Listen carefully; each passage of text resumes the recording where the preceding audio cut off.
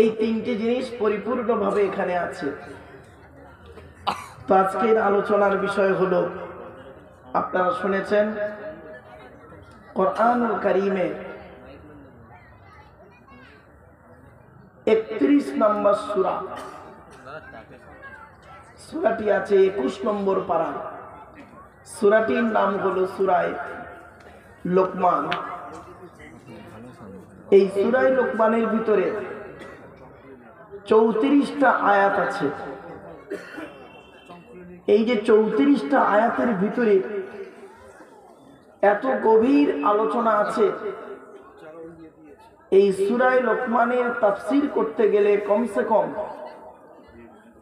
5 দিন সময় লাগবে। 3 ঘন্টা করে বললে 5 দিন সময় লাগবে এই 34টা আয়াতের তাফসীর। ব্যাপক আলোচনা। তো আপনাদেরকে আমি অতি সংক্ষিপ্ত ভাবে টু দি পয়েন্টের উপরে কথাগুলি আপনাদেরকে বলবো। আপনারা দয়া করে মেহেরবানি করে একটু মনোযোগ সহকারে শ্রবণ করবেন। আমার জন্য একটু দোয়া করবেন, যাতে করে আল্লাহ রাব্বুল আলামিন আমার মুখ থেকে সঠিক কথাটি বের করিয়ে নেন। বক্তা শ্রোতাকে আল্লাহ যেন আমল করার তৌফিক দেন, বলুন আমিন। শুধু শ্রোতা মণ্ডলী, কোনো ডিস্টার্ব করবেন না। এটা কোরআনের তাফসীরের মাহফিল, অন্য কোনো মাহফিল নয়। আলোচনার শুরুতেই আপনাদের দেখে নিলাম যে যে সিলসিলা করেন, মুসলিমদেরকে বলছি, আপনারা যে যে সিলসিলা করেন, সকল সিলসিলার মানুষদেরকে আমি কোরআন শোনার জন্য দাওয়াত দিচ্ছি। আমার ভাষা বুঝতে পারছেন? আমার ভাষা বুঝতে পারছেন? হ্যাঁ। তবলিগ, ফুরফুরা, বেরেলি, ওয়াহাবি, জামাত ইসলাম, আহলে হাদিস, আজান গাজী, রাফাদাইন, যে যে সিলসিলা করেন, আমার এখানে আসতে কারোর কোনো বাধা নেই। কোরআন মানব জাতির কল্যাণের জন্য এসেছে কোরআন, ঠিক না বেঠিক? 1 নাম্বার। 2 নাম্বার, বিভিন্ন ধর্মের মানুষকে আমি আহ্বান করছি। হিন্দু, মুসলিম, জৈন, ব্রাহ্মণ, খ্রিস্টান, কুলি, সাঁওতাল, বাগদি, দুলে, সকলকে আহ্বান করছি। কোরআন শুধু অনলি মুসলমানদের জন্য আসে নাই, কোরআন এসেছে মানব জাতির কল্যাণের জন্য। মুহাম্মদ সাল্লাল্লাহু আলাইহি ওয়াসাল্লাম শুধু মুসলমানদের নবী নন, তিনি কুল কায়নাতের রাসূল। জোরে বলুন সুবহানাল্লাহ। যে ব্যক্তি কোরআনকে নিয়ে গবেষণা করবে, সে যে ধর্মের মানুষ হোক, যে কালারের মানুষ হোক, যে জিন্সের মানুষ হোক, জেন্ডার, লিঙ্গ তার যাই হোক, নারী হোক আর পুরুষ হোক, যে কোরআনকে নিয়ে গবেষণা করবে, সেই ব্যক্তি উন্নতির চরম শিখরে পৌঁছে যাবে। যে ব্যক্তি মুহাম্মদ সাল্লাল্লাহু আলাইহি ওয়াসাল্লামকে নিয়ে গবেষণা করবে, সেই ব্যক্তি উন্নতির চরম শিখরে পৌঁছে যাবে। তাই আপনাদেরকে আমি আলোচনা করতে করতে বেশ কিছু আলোচনা চলে আসবে, দেখবেন, একটু ধৈর্যের পরিচয় দিন। আর রাত আমরা বেশি করি না। এই মাহফিল বেশি রাত হয় না, 12টা থেকে 10-15 মিনিট হয়তো এদিক ওদিক, 12টার মধ্যেই কমপ্লিট করতে দিই। কেন? যাতে করে আমরা মানুষকে সঠিক সেবাটা দিতে পারি। সারা রাত জাগিয়ে ফজরের নামাজ কাজা করিয়ে আমরা পাপী হতে চাই না। আমরা চাই মানুষকে ভালো কাজের আদেশ, অসৎ কাজে নিষেধের জন্য আহ্বান করি। আর এই ইসলামিক সাংস্কৃতিক অনুষ্ঠান তাফসীরুল কোরআন প্রোগ্রাম মানবরিয়া সানশাইন অ্যাসোসিয়েশন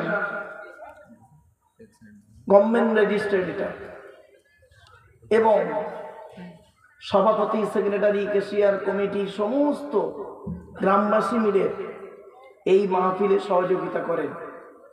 মনে রাখবেন, এই মাহফিলের যে গুরুত্ব একদিন বুঝতে পারবেন আপনারা। চলুন আলোচনা শুরু করি। আলোচনার শুরুতেই আমি 3টি কথা বলে নেব, এটা বলা খুবই জরুরি। আমরা যার আলোচনা করতে বসেছি তিনি হলেন আমাদের সৃষ্টিকর্তা আল্লাহ পাক। ঠিক না ঠিক? ব্যাস, আল্লাহর পরিচয় হলো চারটি। কয়টি? আল্লাহ নিজেই বলছেন, কুল, নবী তুমি বলো, হু আল্লাহু আহাদ, সে আল্লাহ হলেন একক। 2 নাম্বার, আল্লাহুস সামাদ, আল্লাহ হলেন অমুখপেক্ষী, আল্লাহ কারোর মুখপেক্ষী নন, সারা পৃথিবী তার মুখপেক্ষী। 3 নাম্বার, লাম ইয়ালিদ ওয়া লাম ইউলাদ, আল্লাহ কাউকে জন্ম দেয়নি, আল্লাহ কেউ জন্ম দেয়নি। 4 নাম্বার, ওয়া লাম ইয়াকুল লাহু কুফুয়ান আহাদ, আল্লাহর সমকক্ষ কেহই নেই। আচ্ছা, এই যে সূরাটি পড়লাম এটা আপনাদের প্রত্যেকের কম বেশি মুখস্থ আছে, ঠিক আছে? ঠিক। তথাপিও পড়লাম কেন? আল্লাহর নবী বলেছেন, কোন ব্যক্তি যদি 3 বার সূরা কুল হুয়াল্লাহ সূরা মানে সূরা ইখলাস 3 বার পড়ে, 1 খতম কোরআন পড়ার সওয়াব আল্লাহ তার আমলনামায় লিখে দেবে। এবার আসছি, আল্লাহর পরই স্থান হলো নবীদের। নবী হতে গেলে তার 3টে পরিচয় লাগবে। 1 নাম্বার, যিনি নবী হবেন তার চরিত্র উত্তম হতে হবে। 2 নাম্বার, যিনি নবী হবেন তার উপরে আল্লাহর তরফ থেকে ওহী নাযিল হতে হবে। 3 নাম্বার, যিনি নবী হবেন তার দ্বারায় অলৌকিক ঘটনা ঘটতে হবে, 1টা হোক বা 50টা হোক।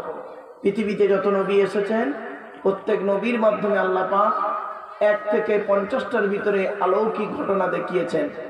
আমার নবী বিশ্ব নবী মুহাম্মদ সাল্লাল্লাহু আলাইহি ওয়াসাল্লামের মাধ্যমে আল্লাহ পাক 1000-এরও বেশি মুজিজা দিয়েছেন। সেই 1000 মুজিজার ভিতরে সর্বশ্রেষ্ঠ হলো এই কোরআনুল মাজিদ নাজিল করা। নবীর সংক্ষিপ্ত পরিচয়টা দিয়ে দিই। আমাদের নবীর নাম হলো মুহাম্মদ সাল্লাল্লাহু আলাইহি ওয়াসাল্লাম। মুহাম্মাদের বাপের নাম আব্দুল্লাহ, আব্দুল্লাহর বাপের নাম আব্দুল মুত্তালিব, আব্দুল মুত্তালিবের বাপের নাম আব্দে মান্নাফ, আব্দে মান্নাফের বাপের নাম হাশেম, হাশেমের বাপের নাম কুসাই, কুসাইয়ের বাপের নাম কিলাব, কিলাবের বাপের নাম মুররা, মুরার বাপের নাম লুবাই, লুবাইয়ের বাপের নাম কাব, কাবের বাপের নাম গালিব, গালিবের বাপের নাম ফিগির, ফিগির থেকে কুরাইশ বংশ এসেছে। জোরে বলুন সুবহানাল্লাহ। নবীর বাপের নাম আব্দুল্লাহ, মায়ের নাম আমিনা, দাদার নাম আব্দুল মুত্তালিব, দাদির নাম হলো নেতিনা বিনতে খব্বাব ব্র্যাকেটে ফাতেমা, কেউ বলেছেন সামিরা। নবীর নানার নাম আব্দুল ওয়াহাব জুহরি, নবীর নানির নাম বারিরা বা বাররা, নবীর দুধবার নাম হালিমা, নবীর দুধ বাপের নাম হারেস, নবীর দুধ ভাইয়ের নাম আব্দুল্লাহ, নবীর বাপের নাম আব্দুল্লাহ, নবীর দুধ ভাইয়ের নাম আব্দুল্লাহ। দুটো যেন এক করে ফেলবেন না। নবীর জন্ম 570 খ্রিস্টাব্দে, ইংরাজি কি মাস ছিল? 29শে আগস্ট, আরবি মাস ছিল রবিউল আউয়াল মাস, 12 তারিখ, মতান্তরে 9 তারিখ, সোমবার শবে সাদেকের সময় আরবের মক্কা নগরী কুরাইশ বংশে নবীর জন্ম। নবীর বাপেরা হলো 10 ভাই, নবীর মায়েরা হলো 19 বোন।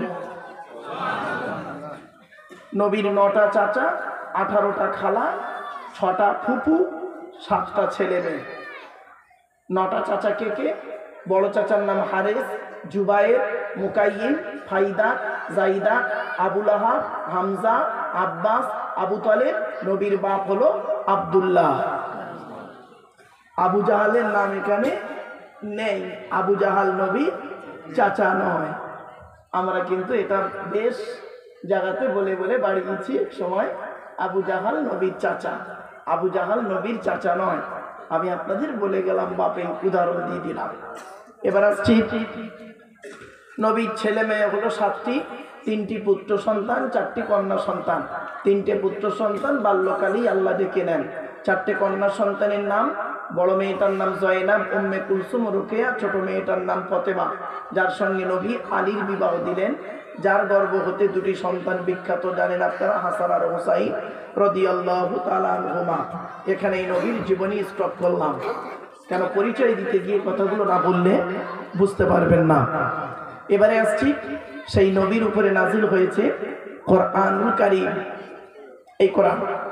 এই কোরআনের পরিচয়টা নিয়ে নিন, তারপরে সূরা লোকমানে ঢুকে যাব ডাইরেক্ট। কোরআন আল্লাহর তরফ থেকে জিবরাইলের মাধ্যমে হযরত মুহাম্মদ সাল্লাল্লাহু আলাইহি ওয়াসাল্লামের উপরে আরবের মক্কা নগরের নিকটবর্তী একটি গুহা, গুহাটির নাম হলো হেরা।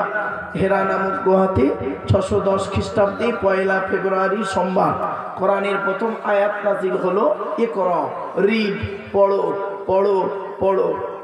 কোরআনে 82 জায়গায় আছে নামাজের কথা, আর 92 জায়গায় আছে লেখাপড়ার কথা। মাথায় রাখুন। এ কোরআনের ভিতরে কি আছে? 30টা পারা, 540টা রুকু, 114টা সূরা, 14 থেকে 15 খানা সাজদা, 7টা মানজিল, 8 থেকে 12 খানা সাতটা, 6666টা আয়াত, কেউ বলেছেন 6236টা, 6666টা আয়াত, 3,23,215টা অক্ষর। এ কোরআন 22 বছর 9 মাস কয়েকদিন, কম বেশি 23 বছর ধরে কোনো ঘটনাকে কেন্দ্র করে, কোনো ব্যক্তিকে কেন্দ্র করে, কোনো বস্তুকে কেন্দ্র করে, কোনো জায়গাকে কেন্দ্র করে কোরআনের আয়াতগুলো নাজিল হয়েছে। 6666টা আয়াত 12,000 জায়গায় নাজিল হয়েছে। কটা জায়গার নাম আমরা জানি? শুনে নিন। এই যে সূরাটির আজকের আলোচনা হবে, এই কোরআনের ভিতরে ঢুকে গেলাম। এবারে যে সূরাটির আলোচনা আমরা আজকের করব, আপনারা আগে থেকেই শুনেছেন, সূরাটির নাম হলো সূরা লোকমান। ক্লিয়ার? সূরা লোকমানের মধ্যে কি আছে? আছে ভাই অনেক কিছু, অনেক কিছু আছে। কটা আপনাদেরকে বলবো, আলোচনা করি টকটক করে, টু দি পয়েন্টের উপরে আলোচনা করলেই আপনারা সব পেয়ে যাবেন। তবে বাবা আপনারা জানেন আমি একটু স্পিডে কথা বলে থাকি, আপনারা একটু মানিয়ে নেবেন। যেহেতু 34টা আয়াত, এই 34টা আয়াতের ব্যাখ্যা অনেক বড়, শর্ট টাইমের ভিতরে আলোচনা করব। কেউ টেনশন নেবেন না যে অনেক দীর্ঘ লম্বা আলোচনা করবেন উনি। কোরআন পড়তে গেলে সর্বপ্রথম কি করতে হয়? অজু করতে হয়। অজুর ফরজ হলো 4টি। অজু যদি না থাকে, অজুর বিকল্প তায়াম্মুম আছে, গোসল আছে। অজুর ফরজ 4টি, তায়াম্মুমের ফরজ 3টি, গোসলের ফরজ 3টি। এগুলো মাথায় রাখুন, নইলে সব বেকার হয়ে যাবে। এবারে আসছি, কোরআন পড়তে গেলে সর্বপ্রথম পড়তে হয় আউজ বিল্লাহ, তাউজ তাসমিয়া। তাই আপনাদেরকে আমি অনুরোধ করছি বাবা, আউজ বিল্লাহ একবার পড়া যাবে? পড়ুন সকলে। আউযু বিল্লাহি মিনাশ শাইতানির রাজীম। এর বাংলা অর্থ কি? বিতাড়িত শয়তান মরদুদ হইতে আল্লাহর কাছে পানাহ চেয়ে নিলাম। এবার আউযু বিল্লাহ পড়ার পরে বিসমিল্লাহ পড়তে হয়। একটু দয়া করে মেহেরবানি করে বিসমিল্লাহটা একটু পড়েন। বিসমিল্লাহির রাহমানির রাহিম। এর বাংলা মানে কি? আল্লাহর নামের সঙ্গে শুরু করছি, যিনি পরম দয়ালু দয়াবান। ক্লিয়ার? চলুন এবারে কোরআন খুলে ফেললাম। সূরাটি যে লোকমান, সূরা লোকমানের আলোচনা করব বাবা। সূরাটাই গোটা মুখস্থ রয়েছে, কিন্তু কোরআন সামনে নিয়ে আলোচনা করলে মনে একটু তৃপ্তি পাওয়া যায়। আর মুতাশাবিহাত আয়াত যদি বাই চান্স লেগে যায় তখন সমস্যা জড়িয়ে যায়, হাফেজ যারা আছে জানেন।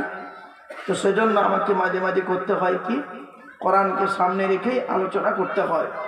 চলো, আল্লাহর কোরআন সামনে থাকলে মনের দিক থেকে একটু তৃপ্তি পাওয়া যায়।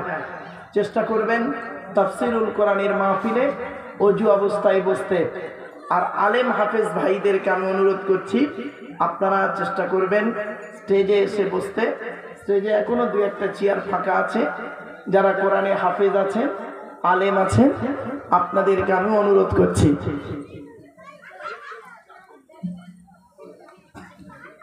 চলো, এই সূরাটি মক্কায় নাজিল হয়েছে। কোথায়? জোরে বলুন। মক্কায় নাজিল হয়েছে সূরাটি। সূরাটির ভিতরে আছে 34টি আয়াত। 34টি আয়াত। শুরু করছি। শুরুতেই হরুফে মুকাত্তাআত আছে। এমন কিছু হরফ কোরআনে আছে যার অর্থ পৃথিবীর কেউ জানেন না, একমাত্র আল্লাহ রাব্বুল আলামিন জানেন।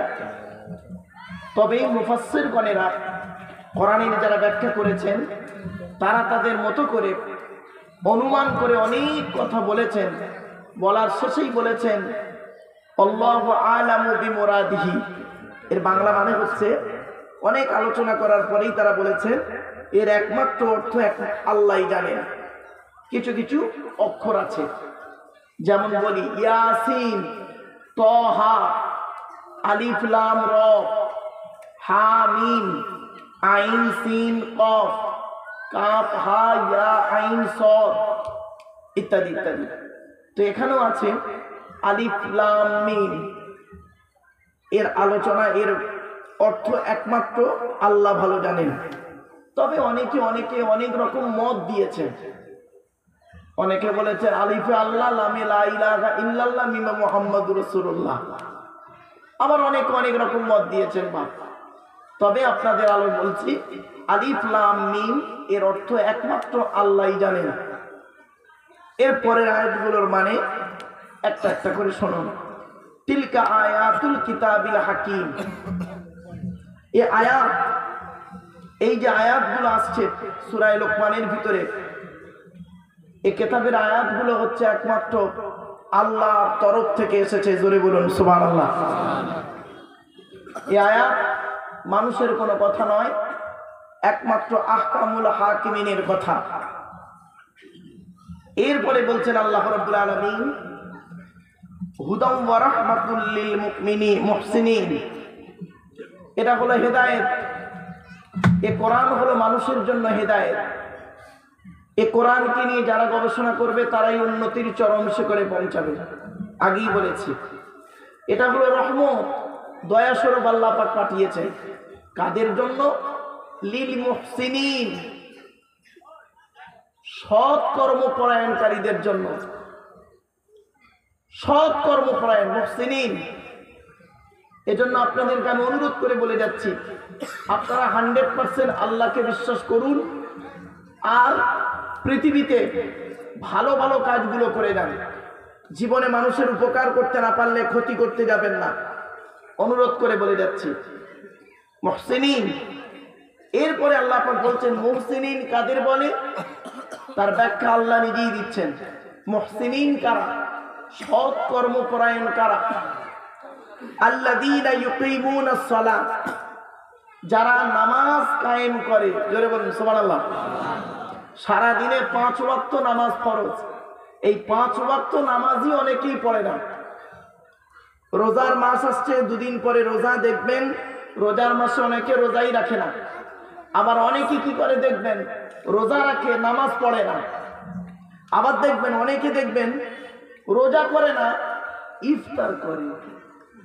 ঠিক না বেটি? কি আশ্চর্য! মানে আল্লাহ পাক ফেরেশতারা আল্লাহকে বলছে, আল্লাহ কি আদমের সন্তানেরা, এরা নামাজ পড়ে না, রোজা রাখে, আবার রোজা করে না, ইফতার করে। আমার বাপেরা, কথাগুলো একটু মাথায় রাখুন, এগুলো বুঝতে সুবিধা হবে আপনাদের এক সময়। আল্লাযীনা ইউকিমুনাস সালাত, যারা নামাজ কায়েম করে। শুধু নামাজ কায়েম করলে হবে না, সাথে সাথে কি করতে হবে? ওয়ায়ুতুনাজ যাকাত, যাকাত আদায় করতে হবে। এই যাকাতের জন্য এই যে অ্যাসোসিয়েশনটা তৈরি করা হয়েছে যাকাতের টাকায়, মানুষরা যাকাতের টাকা এথায় ওথায় দেয়। আর কিছু মানুষ আছে দেখবেন, তারা যাকাতের টাকা নিয়ে নিজের বাড়ি গাড়ি বিল্ডিং করে নিয়ে নিজের প্রপার্টি তৈরি করে, নিজের প্রপার্টি তৈরি করে। অনেক মানুষ আছে, খবরদার, যাকাতের টাকা কোনোদিন খাবেন না। যাকাতের হক হলো গরিব, ফকির, এতিম, মিসকিন। তবে মাদ্রাসায় দান করলে কি হয়, গরিব, ফকির, এতিম, মিসকিনদের বাচ্চারা মাদ্রাসায় অনেকে থাকে, সেটাকে আমরা হেলা করে ব্যবহার করি। এটা আমরা অনেকে জানেন, যারা মাদ্রাসা চালায় জানেন। তবে খবরদার, গরিবের মাল, যাকাতের মাল খবরদার কোনোদিন খাবেন না। এটা আপনাদের অনুরোধ করে বলে যাচ্ছি, কঠিন পাপ হবে, কঠিন পাপ হবে। এরপর আল্লাহ বলছেন শুধু নামাজ পড়লে হবে না, যাকাত দিলে হবে না। ওয়াহুম বিল আখিরাতি হুম ইউকিনুন, কিয়ামতকে 100% ইয়াকিন করতে হবে, বিশ্বাস রাখতে হবে যে কিয়ামতের মাঠে আমাকে আল্লাহ পাক তুলবেন, আমাকে বিচারের কাঠগড়ায় দাঁড়াতে হবে। এই বিশ্বাস যেন আপনার মনের মধ্যে 100% থাকে। তার 3টে জিনিস বেরোলো। কি কি? 1 নাম্বার নামাজ কায়েম করতে হবে, 2 নাম্বার হলো কি, যাকাত আদায় করতে হবে। এবার নামাজের আলোচনা যদি করি তো ব্যাপক আলোচনা, যদি যাকাতের আলোচনা করি তো ব্যাপক আলোচনা। মনে রাখবেন, যারা যাকাত দেয় না তাদের প্রতি কঠিন আযাব হবে। এবং আপনাদেরকে অনুরোধ করে বলে যাচ্ছি, কোরআনে যাকাতের আলোচনা আছে সূরা তাওবার মধ্যে। যাকাত খাবে কারা, যাকাত কাদেরকে দেবেন, ইত্যাদি ইত্যাদি। এজন্য যাকাত যাদের খরচ হয়ে গেছে তারা অবশ্যই যাকাত দেবেন। মা বোনেদেরকে বলে যাচ্ছি, মায়েরা বোনেরা, আপনারা যাকাত দিতে কোনোদিন দ্বিধাবোধ করবেন না। সোনার যাকাত, রূপোর যাকাত, টাকা পয়সার যাকাত, শতকরা 2.5 টাকা যাকাত দিতে হবে। গরিব ফকির এতিম মিসকিনকে আপনার দান করতে হবে, এটা যেন মাথায় থাকে। আচ্ছা, আপনি সারা বছর খাওয়ার পর ধরুন আপনার 1 লাখ টাকা ব্যাংকে রয়েছে, সারা বছর খাওয়া দাওয়া করে 1 লাখ টাকা জমেছে।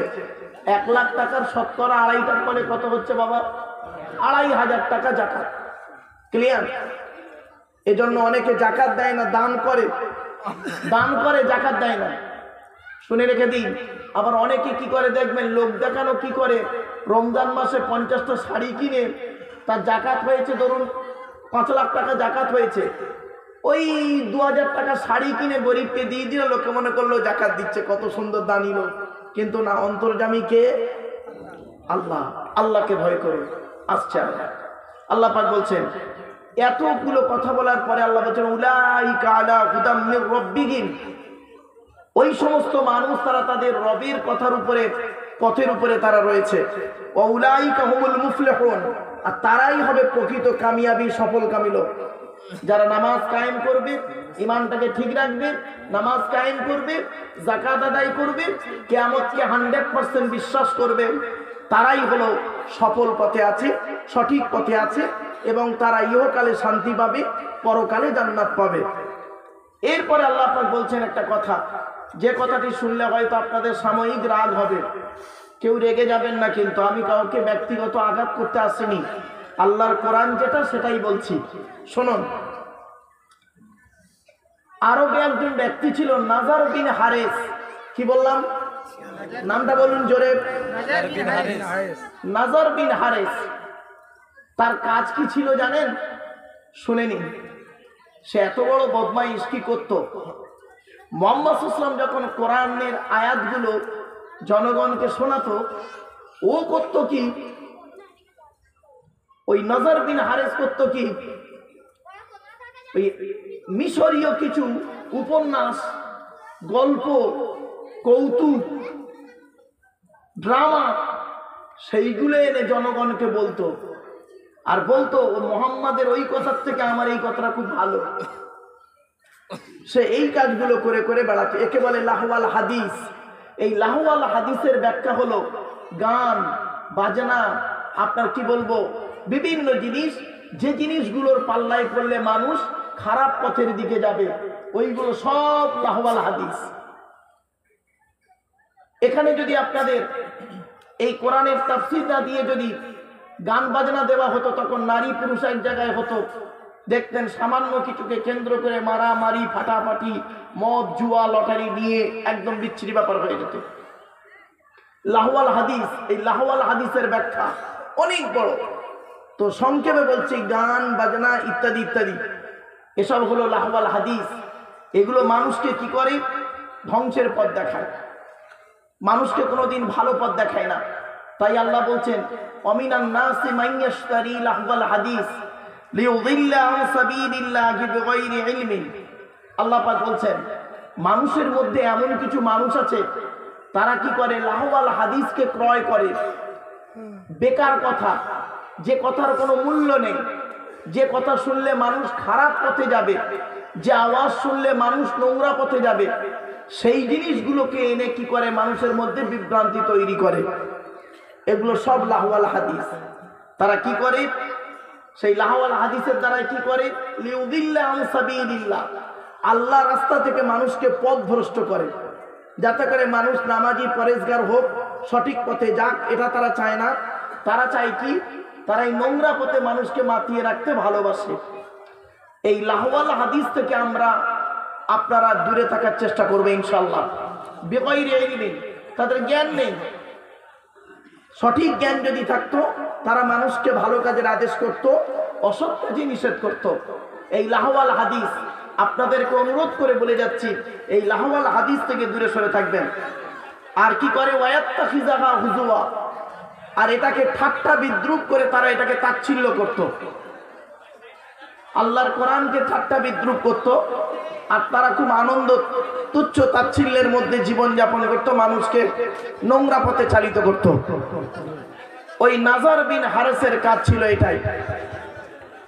কি কি?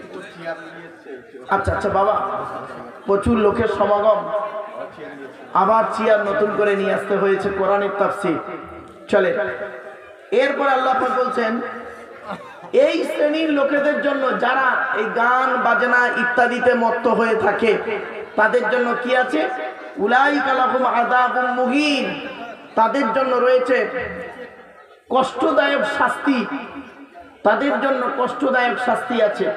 তাই আপনাদেরকে অনুরোধ করে বলে যাচ্ছি, কোরআনের সূরা লোকমান আপনাদের জানিয়ে দিচ্ছে যে তোমরা পৃথিবীতে এই গান বাজনা থেকে শুরু করে এমন কিছু বাদ্যযন্ত্র আছে যেগুলো মানুষের মনকে খারাপ পথের দিকে নিয়ে যায়, ওই কাজ থেকে তোমরা দূরে সরে থাকো নিজেকে। আর যদি যাও তাহলে তোমাদের উপরে কঠিন শাস্তি রয়েছে, এটা মনে রেখো। তবে চোখ দুটো বন্ধ করে বুঝতে পারবে। এরপরে আল্লাহ বলছেন ওয়াইযা তুতলা আলাইহি আয়াতুনা, যখন আমার আয়াত তার কাছে তেলাওয়াত করা হতো সে কি করতো? ওয়াল্লা মুস্তাকবিরা, অহংকার করে মুখ ফিরিয়ে নিত। কিছু মানুষ আছে দেখবেন, আমাদের মধ্যে কিছু মানুষ আছে দেখবেন, তাকে যদি বলা হয় ভাই এসো না কোরআন শোনো, হাদিস শোনো, ও তখন কি বলে দেখবেন? কোরআন হাদিস শুনতে তুই তোর কাজ করবে যা, বলে মুখ ফিরিয়ে চলে যায়। আল্লাহ পাক বলছেন ওয়াইযা তুতলা আলাইহি আয়াতুনা ওয়াল্লা মুস্তাকবিরা, যখন তাদের কাছে কোরআনের আয়াত তেলাওয়াত করা হয় তারা তখন কি করে? ওয়াল্লা মুস্তাকবিরা, অহংকার করে মুখ ফিরিয়ে নেয়। মনে রাখবেন, খবরদার অহংকার করে মুখ ফিরিয়ে নেবেন না, কঠিন শাস্তি পাবেন। এরপরে কি আল্লাহ বলছেন? কান্না কাল্লাম ইয়াসমাহা কান্না ফি উযুনাইহি ওয়াকরা, আল্লাহ পাক বলছেন তারা তো এগুলো শোনেই না, বরং তাদের কানগুলো আল্লাহ পাক বধির করে দিয়েছে। এজন্য আপনাদেরকে বলছি কোরআনের আয়াত শুনুন, সঠিকভাবে শুনুন। আল্লাহ রাব্বুল আলামিন জানিয়ে দিচ্ছে তাদের কানগুলোকে আল্লাহ পাক বধির করে দিয়েছে। ফাবাশশিরহুম বিআযাবিন আলীম, আল্লাহ বলছে তাদের জন্য রয়েছে কঠিন আযাবের সুসংবাদ। আযাব কোনোদিন সুসংবাদ হয় না, এটা তাচ্ছিল্যের নজরে বলা হয়েছে। ফাবাশশিরহুম বিআযাবিন আলীম, তাদের জন্য রয়েছে কঠিন আযাব। এরপরে আল্লাহ বলছেন যারা ভালো কাজ করবে, ঈমান আনবে, তাদের অবস্থা কি? ইন্নাল্লাযীনা আমানু ওয়া আমিলুস সলিহাত, যারা 100% ঈমান আনবে আর ভালো কাজ করবে, ভালো কাজ করবে, আল্লাহ পাক বলেন লাহুম জান্নাতুন নাঈম, তাদের জন্য 8টা জান্নাতের একটা জান্নাত, তার নাম হলো নাঈম। তাদের জন্য আল্লাহ রাব্বুল আলামিন জান্নাতুন নাঈম নির্ধারিত করে রেখেছেন। জোরে বলুন সুবহানাল্লাহ। এরপরে আল্লাহ বলছেন সেখানে কতদিন থাকবে? খালিদিনা ফিহা, তারা সেই জান্নাতুন নাঈমের মধ্যে থাকবে, ভালো জায়গায় থাকবে। ওয়াদাল্লাহি হাক্কা, আল্লাহর ওয়াদাটা হলো সত্য। মনে রাখবেন, আমরা মানুষের সঙ্গে ওয়াদা করি, ওয়াদা খেলাপ করে ফেলি বিভিন্ন দিক, বিভিন্ন কারণ, বিভিন্ন সময়ে, অবস্থার পরিপ্রেক্ষিতে, কিন্তু আল্লাহ ওয়াদা খেলাপ করেন না। ইন্না ওয়াদাল্লাহি হাক্কুন, আল্লাহর ওয়াদা হলো সত্য। এরপরে আয়াত আসছে সব, আস্তে আস্তে একটু ধৈর্যের পরিচয় দিন। ওয়া হুয়াল আজিজুল হাকিম, সে আল্লাহ বলেন পরাক্রমশালী, প্রজ্ঞাময়। এরপরে আল্লাহ পাক বলছেন খালাকাস সামাওয়াতি বিগাইরি আমাদিন তারাওনাহা, আল্লাহ পাক বলছেন আসমানগুলিকে আমি আল্লাহ তৈরি করেছি বিগাইরি আমাদিন, আমাদিন মানে খুঁটি। আল্লাহ বলছেন আমি তোমরা আসমানের দিকে লক্ষ্য করে দেখো, বিনা খুঁটিতে আমি আসমান তৈরি করেছি। জোরে বলুন সুবহানাল্লাহ। তোমরা যেটাকে দেখো আসমানগুলোকে, বিনা খুঁটিতে আমি আল্লাহ তৈরি করেছি। আর কি করেছি? শুধু আসমান করেছি না, ওয়াল কাফিল আরদি রাওয়াসিয়া, আর আমি পৃথিবীতে কি করেছি? জমিনের মধ্যে পাহাড়গুলোকে তৈরি করেছি, খাড়া করে দিয়েছি। আনতামিদা বিকুম, যাতে করে সে টলে না যায়, পৃথিবীটা টলে না যায়, সেজন্য আমি পাহাড় দিয়ে তাকে ছেটে দিয়েছি। ওয়াবাসসা ফীহা মিন কুল্লি দাব্বা, আর সেই পৃথিবীর জমিনে চতুষ্পদ জন্তু আমি ছড়িয়ে দিয়েছি। চিন্তা করতে পারেন? এখানে বসে ভাবুন, চতুষ্পদ জন্তুকে আল্লাহ পাক পৃথিবীতে ছড়িয়ে দিয়েছেন। ওয়াবাসসা ফীহা মিন কুল্লি দাব্বাহ, চতুষ্পদ জন্তু। কোরআনে আছে, পৃথিবীতে আল্লাহ পাক বলছেন কিছু প্রাণী আছে 2 পায়ে চলে, কিছু প্রাণী আছে 4 পায়ে চলে, কিছু প্রাণী আছে বুক দিয়ে চলে। ঠিক না ঠিক? তো এতগুলো প্রাণীকে আমি আল্লাহ পৃথিবীতে ছড়িয়ে দিয়েছি। এই প্রাণী জগতের শ্রেষ্ঠ হলো মানব জাতি। মানুষকে সৃষ্টি করেছি কিভাবে? ছোট্ট একটা উদাহরণ দিচ্ছি। মায়ের পেটের ভিতরে বাচ্চা যখন তৈরি হয়, বাপের 4টে অঙ্গ। বাপের কটা? জোরে বলুন। 4টে। মায়ের 4টে অঙ্গ। মায়ের কটা? কটা হলো? 8টা। আল্লাহ নিজে দেয় 5টা। কটা হলো? এই 13টা জিনিস দিয়ে আল্লাহ পাক মায়ের পেটের ভিতরে বাচ্চাকে তৈরি করে। আজকের বাড়িতে গিয়ে টেস্ট করে দেখবেন আপনার জন্ম দেওয়া বাচ্চা কিনা। আপনার দেহের মধ্যে আপনার বাচ্চার 4টে জিনিস মিলবে 100%। এরপরে আল্লাহ বলছে মায়ের পেটের ভিতরে আমি তৈরি করলাম। কিভাবে তোমাকে তৈরি করলাম? বাপ আর মায়ের মিলনের মাধ্যমে ওই পানিটাকে আমি আল্লাহ সুরক্ষিত জায়গায় রাখলাম। সংক্ষেপে বলছি, সুরক্ষিত জায়গায় রাখলাম। তারপরে করলাম কি, ওই পানিটার 40 দিন পরে রক্তপিণ্ড করলাম, তার 40 দিন পরে মাংসপিণ্ড করেছি, তার 40 দিন পরে হাড় তৈরি করেছি, হাড়ে আর মাংসই সুন্দর করে লাগিয়ে দিয়েছি, মায়ের পেটের ভিতরে সুন্দর একটা আকৃতি দান করেছি। এরপরে বলছে আল্লাহ, তোমার দেহের ভিতরে, মায়ের পেটের ভিতরে যখন তোমার দেহকে তৈরি করি, 4টে গুরুত্বপূর্ণ অর্গান দিয়েছি। 4টে গুরুত্বপূর্ণ অর্গান আমাদের দেহের মধ্যে আছে, খুব গুরুত্বপূর্ণ অর্গান। কি কি? 1 নম্বর আল্লাহ বলছেন ব্রেন। আল্লাহ বলছে তোর ব্রেনটা খুব গুরুত্বপূর্ণ জিনিস দিয়েছি, ব্রেনটাকে ঠিক রাখবি, অযথা টেনশন করে মাথা গরম করবি না, তাহলে তোর বিপদের শেষ থাকবে না। 1 নম্বর ব্রেনটাকে আমি তোকে সুরক্ষিত জায়গায় রেখেছি। 2 নম্বর হার্ট। কি বললাম? হার্ট। 3 নম্বর লিভার। কি বললাম? ম্যাক্সিমাম লোকের ফ্যাটি লিভার হয়, লিভারে চর্বি জমে ম্যাক্সিমাম লোকের। আমার সৃষ্টিকর্তা আল্লাহ পাক ভালোই জানেন যে পৃথিবীতে যত হালাল প্রাণীর মাংস পৃথিবীতে যত মানুষ খাবে ওর ফ্যাটি লিভার হবে, আল্লাহ জানেন। কিন্তু আল্লাহ পাক করলেন কি, বিকল্প ওই লিভারে চর্বি কমানোর জন্য বিকল্প কিছু খাবার আল্লাহ পৃথিবীতে তৈরি করে দিলেন। ছোট্ট একটা উদাহরণ দিচ্ছি, দেখুন লিভারে চর্বি জমে কেন, বহু কারণে আছে। মেডিকেল সায়েন্স বলছে, আমি সেদিন ডাক্তারদের সঙ্গে আলোচনা করছিলাম চিত্তরঞ্জন হসপিটালে বেশ কিছু সার্জনের সঙ্গে। বলছে স্যার লিভারে চর্বি জমে অনেক কারণ। তা আমি বললাম বলুন কয়েকটা কারণ। তা বলছে স্যার 1 নম্বর কারণ হচ্ছে রেড মিট বেশি খেলে। রেড মিট বেশি মানে লাল মাংস বেশি খেলে। 2 নম্বর আরেকটা কি বলছে, লিভারে চর্বি জমার আরেকটা কারণ হচ্ছে তৈলাক্ত খাবার বেশি খেলে, তেল জাতীয় খাবার। তো বিকল্প কি আছে বলুন? বলছে সৃষ্টিকর্তা বিকল্প 2টো খাবার তৈরি করে পাঠিয়েছেন। 1 নম্বর পেঁপে, 2 নম্বর পাতি লেবু। জোরে বলুন সুবহানাল্লাহ। কি আশ্চর্য, ভাবতে পেরেছেন? এরপরে সৃষ্টিকর্তা বলছেন তো দেহের মধ্যে আমি আরেকটা গুরুত্বপূর্ণ অর্গান দিয়েছি, সেই অর্গানটির নাম হলো কিডনি। কি বললাম? কিডনি। মুহাম্মদ সাল্লাল্লাহু আলাইহি সাল্লাম তিনি বলেছেন তোমরা বেশি বেশি করে পানি পান করো। কি? পানি পান করো।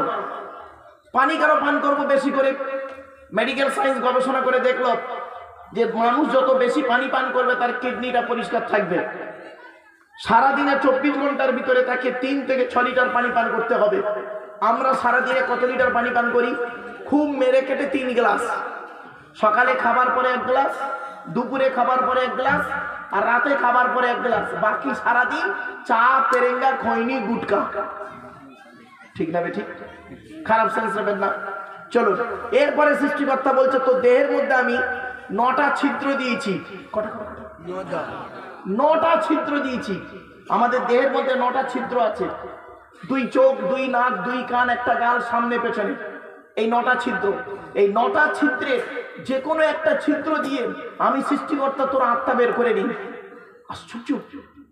আচ্ছা বাপেরা, কোনো মানুষকে মরতে দেখেছেন আপনারা? বলুন না।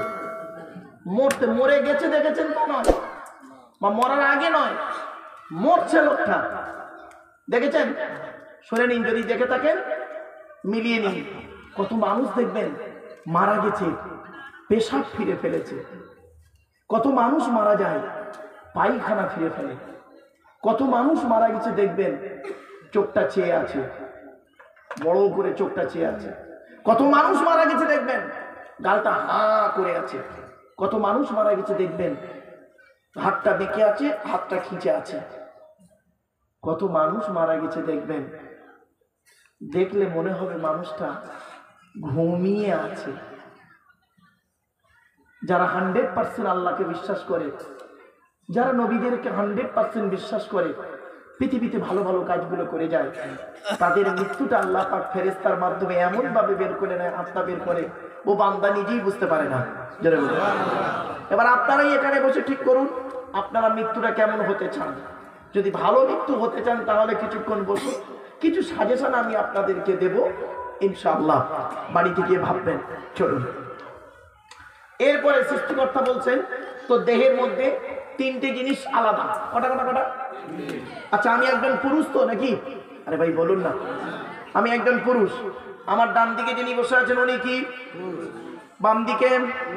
তাহলে আমরা সকলেই পুরুষ এখানে।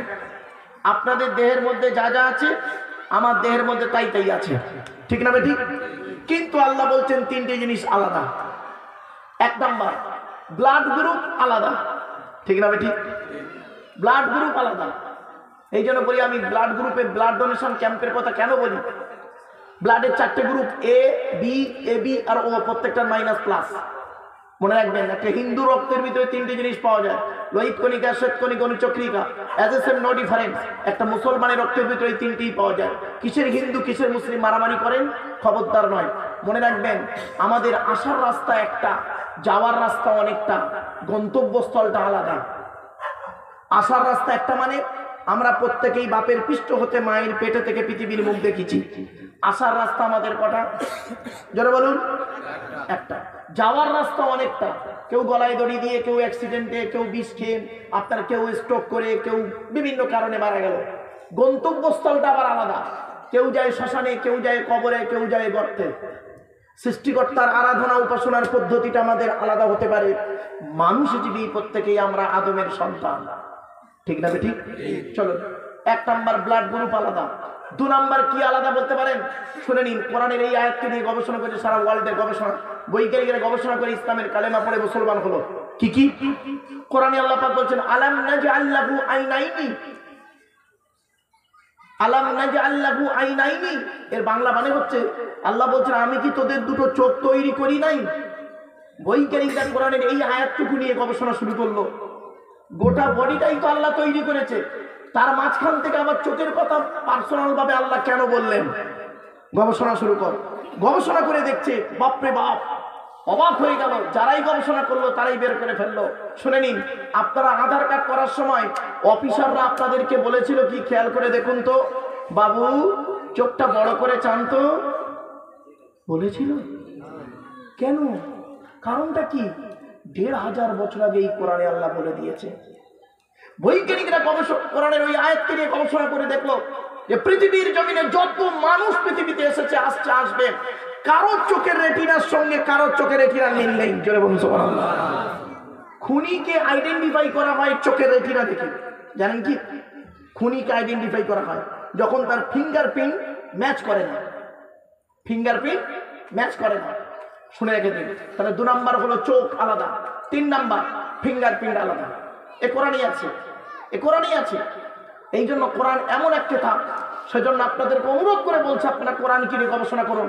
তাফসীরুল কোরআনের মাহফিলে এসেছেন, এখান থেকে কিছু শিখে যান, জেনে যান, বুঝে যান, প্র্যাকটিক্যাল করে যান, দেখবেন ইহকাল শান্তি, পরকালে জান্নাত। চলো, তাই আল্লাহ বলছেন ওয়াবাসসা ফীকা মিন কুল্লি দাব্বা, চতুষ্পদ জন্তুকে আমি ছড়িয়ে দিয়েছি পৃথিবীর জমিনে। আর কি করেছি? ওয়া আনজালনা মিনাস সামাই মাআন, আকাশ থেকে পানি বর্ষণ করেছি। আর কি করেছি? ফাআমবাতনা ফীহা মিন কুল্লি যাওজিন কারীম। আল্লাহ পাক বলছেন সেই পানির মাধ্যমে পৃথিবীর জমিন থেকে আমি বিভিন্ন বিভিন্ন জোড়া জোড়া জোড়া জোড়া, প্রত্যেকটা জোড়া জোড়া কি করেছি? উদ্ভিদ তৈরি করেছি, জোড়া জোড়া প্রাণী তৈরি করেছি। ধরে বলুন সুবহানাল্লাহ। ভাবতে পেরেছেন? ভাববেন বাড়ি থেকে। এরপরেই আসছে আয়াতগুলো। আচ্ছা, আমি টেনে টেনে বলছি না বলে প্রবলেম হচ্ছে না? হ্যাঁ, বলবো বাবা দাঁড়াও, শরীরটা অসুস্থ তো, একটু মালটা গরম হয়ে যায়, টেনে টুনে দিচ্ছি বাবা, চিন্তা নেই। কেন অনেকের ধারণা হলো টান না দিলে ভালো লাগছে না। আরে বাবা, হ্যাঁ চলো। এরপর আল্লাহ পাক বলছেন হাযা খালকুল্লাহি ফারুনি। আল্লাহ নিজেই বলছেন এ সৃষ্টি একমাত্র আল্লাহর তরফ থেকে। আল্লাহর সৃষ্টি। এগুলো কে সৃষ্টি করেছে? আল্লাহ। আল্লাহ বলছেন ফারুনি, তোমরা আমাকে দেখাও। আল্লাহ বলছে পৃথিবীর মানুষকে তোমরা আমাকে দেখাও। ফারুনি মাযা খালাকাল্লাযীনা মিন দুনিহি। আল্লাহ ছাড়া অন্য কে সৃষ্টি করেছে একবার দেখাও তো দেখি। পারবেন না, জীবনে পৃথিবীতে পারবেন না। মানুষের তৈরি আল্লাহর তৈরির পার্থক্য কি জানেন? মানুষ যখন কোনো জিনিস তৈরি করে, ডাইস দেখে তৈরি করে, নমুনা দেখে তৈরি করে, এক্সাম্পল দেখে তৈরি করে। আর আল্লাহ যখন কোনো জিনিস তৈরি করে খালি বলে কুন হয়ে যায়, ফায়াকুন হয়ে যায়। কোনটা আগে কোনটা পরে কারোর বলার ক্ষমতা নাই। জোরে বলুন সুবহানাল্লাহ।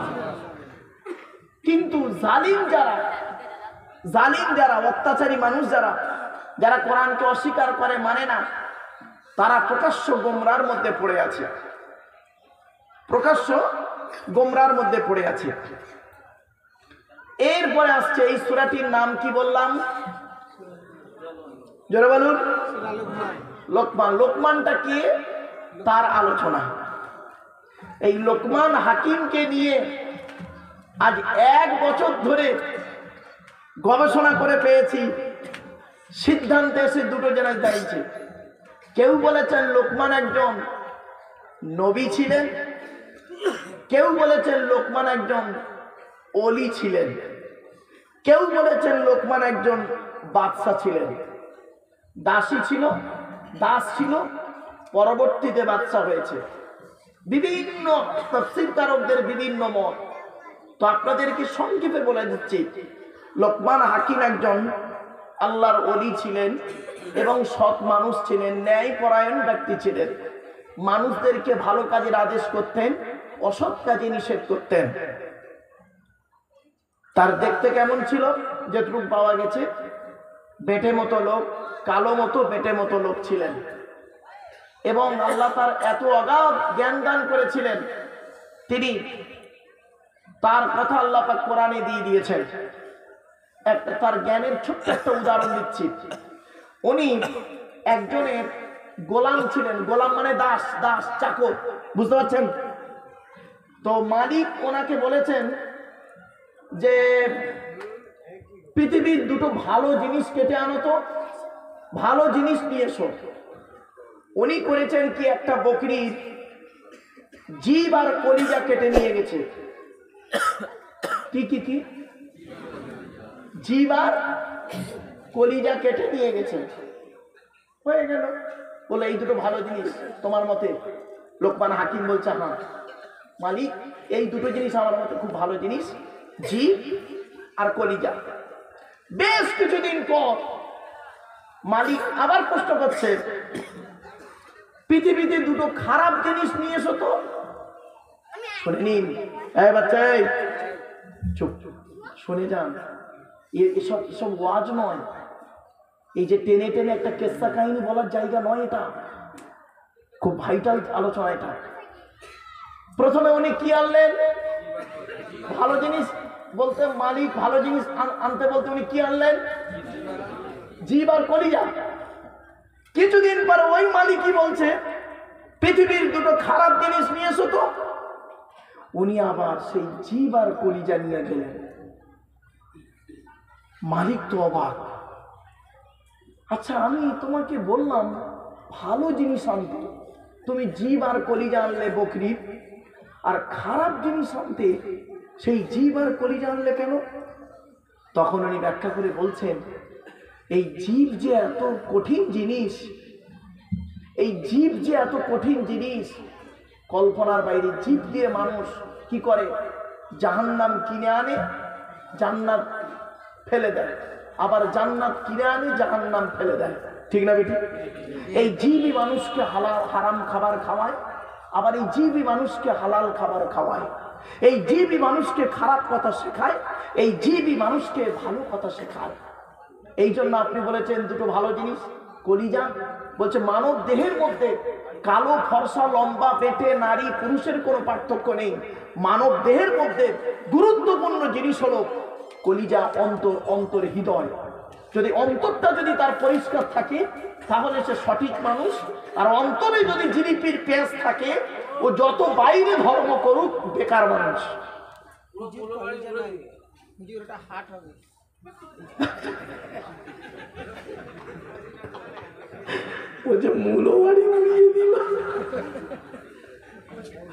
আমি বলিনি, নবী বলছে। দেখুন এবার হাদিস শুনুন, নবী মুহাম্মদ সাল্লাল্লাহু আলাইহি ওয়াসাল্লাম হাদিস, আলা ইন্না ফিল জাসাদি মুদগাতান ইদা সালুহাত সালুহাল জাসাদু কুল্লুহু ওয়া ইদা ফাসাদাত ফাসাদাল জাসাদু কুল্লুহু আলা ওয়া হিয়াল কলব।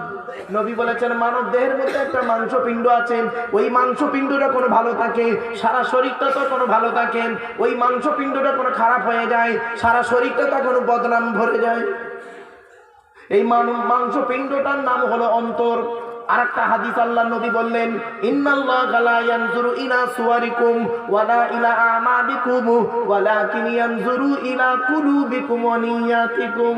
আল্লাহ নবী বলেন আল্লাহ পাক তোমাদের বাহ্যিক আকৃতি দেখে না, কে লম্বা কে বেটে, কে কালো কে ফর্সা, কে নারী কে পুরুষ, কে কত রাকাত নামাজ পড়েছে এটা আল্লাহ দেখে না। ওয়ালা ইলা আমালিকুম, আল্লাহ পাক তোমাদের আমলগুলো দেখে না, কার জামা কত সুন্দর, কে গোল জামা পরেছ চেরা জামা পরেছ, মারামারি করেছ, ঠিক না বেটি? কি বলবো, আফসোস, আমি অনুরোধ করে বলে যাচ্ছি। আল্লাহ নবী বলছেন আল্লাহ পাক তোমাদের বাহ্যিক আকৃতি দেখে না, আল্লাহ কি দেখে? ওয়ালাকিন ইয়ানজুরু ইলা কুলুবিকুম ওয়া নিয়াতিকুম। আল্লাহ পাক তোমাদের অন্তর দেখে আর তোমাদের নিয়ত দেখেন, তোমার উদ্দেশ্যটা কি দেখেন। বাপেরা এই জন্য এই সানশাইন অ্যাসোসিয়েশন কি করেন, এদের নিয়তটা হলো কি জানেন? মানুষকে ভালো পরিষেবা দেওয়া, মানুষকে উপকার করা, মানুষের ক্ষতি করা নয়। এই জন্য কোরআনের তাফসীরটা এইখানে এদেরকে অনুরোধ করে বলেছিলাম 1994 সাল থেকে আজ 2024, 30 বছর জলসা জীবনের অভিজ্ঞতা। এই পশ্চিম বাংলার জমিনে 2 জায়গায় তাফসীরুল কোরআনের মাহফিল ছাড়া অন্য কোনো কিছুই হয় না। সেটা হলো একটা হলো এই কোলাঘাট থানা, কোলাঘাট থানার পূর্ব মেদিনীপুর, পশ্চিমবঙ্গের ভারতবর্ষের পশ্চিমবঙ্গের জেলা রাজ্যের, ভারতবর্ষের পশ্চিমবঙ্গ রাজ্যের পূর্ব মেদিনীপুর জেলার কোলাঘাট থানার অন্তর্গত মাড়বেড়িয়া গ্রামে তাফসীরুল কোরআনের মাহফিল হয়। আর একটা হলো উত্তর 24 পরগনা, ভারতবর্ষের পশ্চিমবঙ্গ রাজ্যের উত্তর 24 পরগনা জেলার মিনাখা থানার অন্তর্গত চৈতল বলে চৈতল ঘাটে তাফসীরুল কোরআনের মাহফিল হয়। অন্যান্য আলোচনা করে না, ওটা বৈশাখ মাসে ফাল্গুন মাসের 2 তারিখে হয়, ফাল্গুন মাসের 2 তারিখ তাফসীরুল কোরআনের মাহফিল। কেন তাফসীরুল কোরআনের মাহফিল হয়? চলেন বাপেরা, সেই জন্য অনুরোধ করে বলেছে অন্তরটাকে পরিষ্কার করুন, বাপেদের অন্তরটাকে পরিষ্কার করুন। ব্যাস, আপনি বাইরে নামাজ পড়বেন আর অন্তরে জিলিপির পেঁচ রাখবেন, মনে রাখবেন 1 ঘন্টা ন্যায় বিচার করা 60 বছরের ইবাদতের সমতুল্য। আপনি আগে ন্যায় বিচার করতে শিখুন, আগে মানুষ হন, নিজেকে চিনতে শিখুন। মান আরাফা নাফসাহু ফাকাদ আরাফা রাব্বাহু। যে তার নিজের নফসকে চিনতে পেরেছে সে তার রব আল্লাহকে চিনতে পেরেছে। জোরে বলুন সুবহানাল্লাহ। যে নিজেকে চিনতে পারেনি সে আবার আল্লাহকে চিনবে কি করে? ঠিক না বেঠিক? এজন্য আপনাদের আমি করজোড়ে বলে যে নিজেকে চিনতে শিখুন। চলুন, তাই হযরতে লোকমান হাকিম কি বলছে শুনুন। আল্লাহ বলছেন ওয়ালাকাদ আতাইনা লুকমানাল হিকমাতা আনিশকুর লিল্লাহ। আল্লাহ পাক বলেন আমি আল্লাহ লোকমান হাকিমকে দিয়েছিলাম নিয়ামত, জ্ঞান দান করেছিলাম, হিকমত দান করেছি, জ্ঞান দান করেছিলাম। আনিশকুরু লিল্লাহ, যাতে করে লোকমান হাকিম আল্লাহ শুকরিয়া আদায় করে। ওয়ামান ইয়াশকুরু ফাইন্নামা ইয়াশকুরু লিনাফসি, যে ব্যক্তি আল্লাহ শুকর আদায় করবে সে তার নফসের জন্য আল্লাহর কাছে শুকর আদায় করলো। জোরে বলুন। এই জন্য আল্লাহ এই আয়াতের তাফসীর অন্য আয়াত দিয়ে করা যায়, মানে আমিনা সালিহান ফালিনাফসিহি ওয়া মান আসা ফালাইহা। আল্লাহ বলছেন যে ব্যক্তি ভালো কাজ করবে সে তার নফসের জন্যই করলো, যে ব্যক্তি খারাপ কাজ করবে সে তার নফসের উপরেই বর্তাবে। ঠিক না বেঠিক? আপনি ভালো কাজ করলে আপনার লাভ, আপনি খারাপ কাজ করলে আপনার ক্ষতি। আমার দায়িত্ব তাহলে কি, এই জলসা দেওয়ার তাফসীরুল কোরআনের মাহফিল দেওয়ার উদ্দেশ্য কি, মানুষকে খারাপ কাজ থেকে টেনে এনে ভালোর পথে আনা। ঠিক না বেটি? এই জন্য কোরআন কোনোদিন মানুষকে খারাপ পথ দেখায় না। কিন্তু দুঃখের বিষয় কি জানেন, বড় আফসোস লাগে, এই কোরআন পড়ে পৃথিবীর অমুসলমানরা মুসলমান হচ্ছে। আর এই কোরআন পড়ে কিছু পৃথিবীর পশ্চিম বাংলা নয়, পৃথিবীর পশ্চিম বাংলার কিছু বক্তা সকলে নয়, কিছু বক্তা এই কোরআন পড়ে এ বক্তা ও বক্তার কাপের ফতোয়া দিয়ে ইসলাম থেকে বের করে দিচ্ছে। ঠিক না বেটি? কি আশ্চর্য জিনিস! বৈজ্ঞানিকরা মানে জ্ঞানীগুণীরা ভাবে এই কেতাব পড়ে অমুসলমানরা মুসলমান হচ্ছে, আর এই কেতাব পড়ে একে অপরকে কাফের ফতোয়া দিয়ে বের করে দিচ্ছে ধর্ম থেকে। খবরদার নয় বাপ, আপনি যাকে কাফের বলছেন সত্যিকারের যদি সে কাফের না হয়, বললেওয়ালা নিজে কাফের। মনে রাখবেন, খবরদার বলতে যাবেন না কাউকে কোনো ফতোয়া দিতে যাবেন না বাপ। ওই ব্যক্তি যদি সর্ষে পরিমাণ ঈমান নিয়ে কবরে যায়, কিয়ামতের মাঠে ওঠে আপনাকে আল্লাহ পাক ধরবে, আল্লাহ ধরবে আপনাকে। খবরদার বলবেন না কাউকে, বাজে বাজে কথা বলবেন না বাপ, খবরদার বলবেন না। লোকমান হাকিম তিনি মানুষকে বাজে কথা বলতেন না,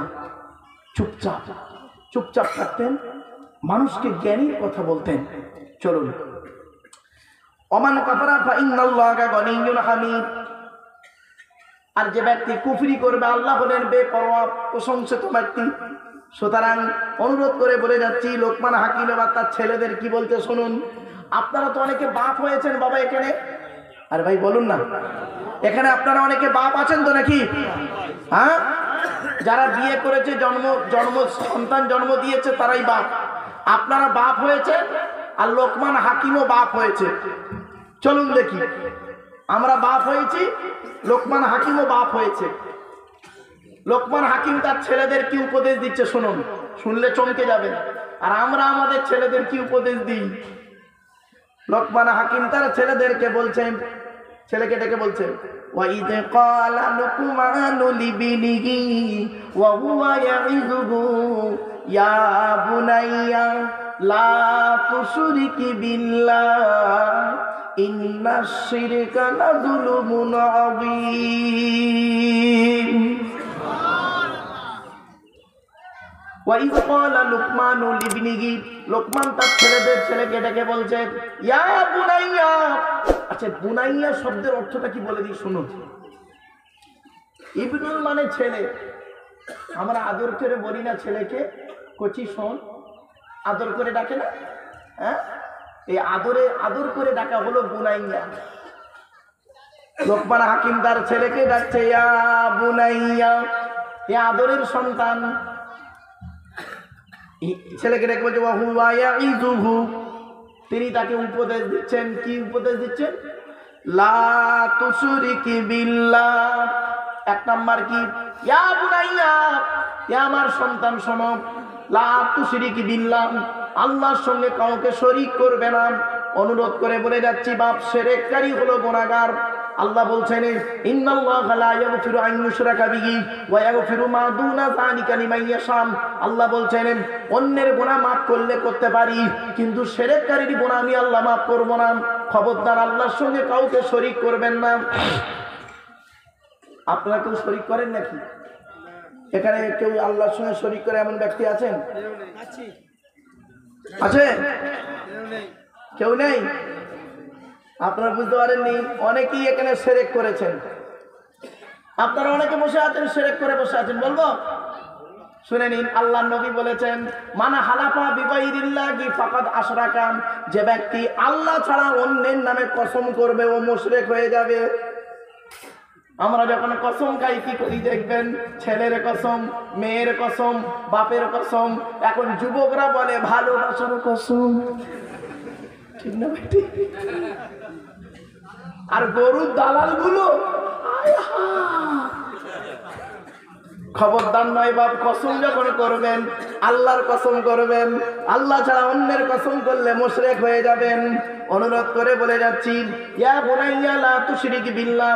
আল্লাহ বললেন, হে লুকমান হাকিম তার ছেলেকে বলছেন, এই যুবক, এ ছেলে আদরের সন্তান শোনো, লা তুশরিক বিল্লাহ, তুমি আল্লাহর সঙ্গে শরীক করো না। কেন? ইন্নাশ শিরকা লাযুলুমুন আযীম, শিরক হলো সবথেকে বড় অত্যাচার, জুলুম। এরপরে আল্লাহ পাক এবার লোকমান হাকিম বলছে পরের উপদেশ, 1 নম্বর উপদেশ কি বললো ছেলেকে? আল্লাহর সঙ্গে কাউকে শরীক করো না। আল্লাহ বলেন একক, কি একক। এবার আসছি দ্বিতীয় উপদেশ ছেলেকে করছে। আপনি তো বাপ, ছেলেকে দ্বিতীয় উপদেশ কি দিচ্ছে দেখুন। ওয়াসাইনাল ইনসানা বিওয়ালিদাইহি হামালাতুহু উম্মুহু ওয়াগনানা আলা ওয়াগনিন ওয়া ফিসালুহু ফি আমাইনি আনিশকুরুলি ওয়া লিওয়ালিদাইক।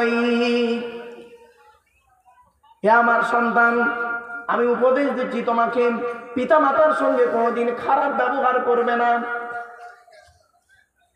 কে বলছে? লোকমান হাকিম। কাকে বলছে? নিজের ছেলেকে বলছে যে পিতামাতার সঙ্গে খারাপ ব্যবহার করো না, পিতামাতার সঙ্গে কোনোদিন খারাপ ব্যবহার করো না। পিতামাতার অবাধ্য হওয়া হলো হারাম, হারাম, হারাম। আজ আপনাদের বলে যাচ্ছি বাপ, গত বছর এই সময় আমি এখানে এসেছিলাম, তখন আমার পিতা মারা গিয়েছিল। এখন আর মাও পর্যন্ত পৃথিবীর জমিন থেকে চলে গেছে। গত বকরা ঈদের দিন আমার অবাগিনী মা পৃথিবী ছেড়ে চলে যায় বেলা 11:30টার সময়। বাপ আর মা কি অমূল্য রত্ন, যাদের বাম্মা অন্ধকার নীরব নগরে চলে গেছে তারাই বুঝতে পারবেন। যেদিন বাপ আর মায়ের মাটি দিয়ে চলে এলাম, সেই দিন থেকে আজ পর্যন্ত অন্তর দিয়ে কাউকে আব্বা মা বলে ডাকতে পারিনি। ঠিক না বেঠিক? মনে রাখবেন, বাম্মা যখন চলে যাবে অন্তর থেকে আর কাউকে বাম্মা বলে ডাকতে পারবেন না। ওরে বোকা ছেলে, শ্বশুর কোনোদিন বাপের জায়গা নিতে পারে না, শাশুড়ি কোনোদিন মায়ের জায়গা নিতে পারে না। এ বোকা ছেলে বোঝে না, এরা মনে করে শ্বশুর শাশুড়ি আমার খুব আপন। নবীজি বলেছেন পৃথিবী ধ্বংসের লক্ষণ হলো নিকটবর্তী লোকের সঙ্গে মহব্বত থাকবে না, দূরবর্তী লোকের সঙ্গে মহব্বত তৈরি হবে। নিজের বাপের প্রতি ভক্তি নেই, শ্বশুরের প্রতি ভক্তি বেশি। নিজের মায়ের প্রতি ভক্তি নেই, শাশুড়ির প্রতি ভক্তি বেশি। নিজের মায়ের পেটের ভাইয়ের প্রতি ভালোবাসা নেই, স্ত্রীর ভাই শালার প্রতি মহব্বত খুব বেশি। অবাগিনী মায়ের বোনের প্রতি, নিজের মায়ের পেটের বোনের প্রতি ভালোবাসা নেই, স্ত্রীর বোন শালির প্রতি দয়া খুব বেশি। ঠিক না বেঠি? অনুরোধ করে বলে যাচ্ছি বাপ, এগুলোকে একটু চেঞ্জ করুন।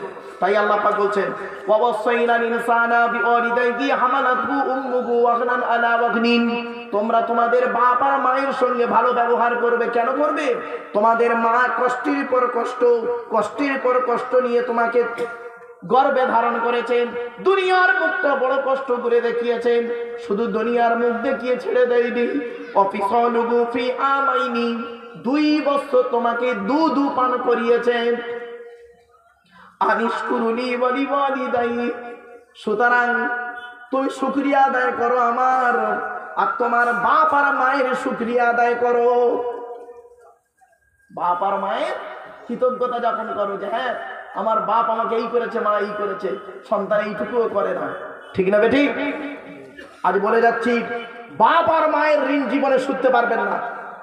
বাড়ি থেকে যখন বেরোবে, বাপ আর মা যদি বেঁচে থাকে, বাপ আর মায়ের দোয়া নিয়ে বাড়ি থেকে বেরোবে। বাপ আর মায়ের দোয়া যদি তোমার সঙ্গে থাকে, লরির তলার ভিতরে ঢুকে যাবে, গাড়ির তলার ভিতরে ঢুকে যাবে। আমার আল্লাহ করবে কি, বাম্মার দোয়ার উসিলায় গাড়ির তলার ভেতর থেকে জীবিত টেনে বের করে আনবে।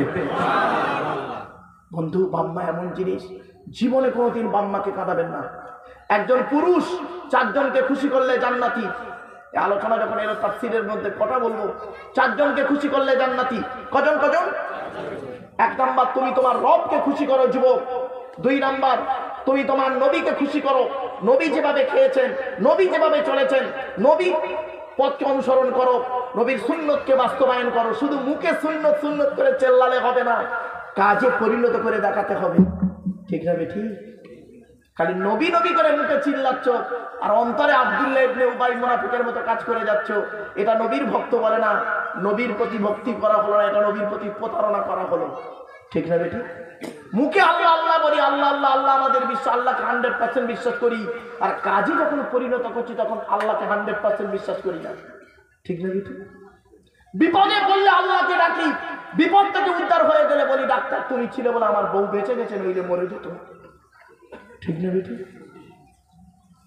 যখন বিপদে পড়েছিলাম তখন আল্লাহকে খুব ডেকেছিলাম, আর বিপদ থেকে উদ্ধার হয়ে গেছি তখন ডাক্তারকে সাবাস দিচ্ছি, এই ডাক্তার ছিল বলে আমার বউ বেঁচে গেছে, নইলে বউ মরে যেত।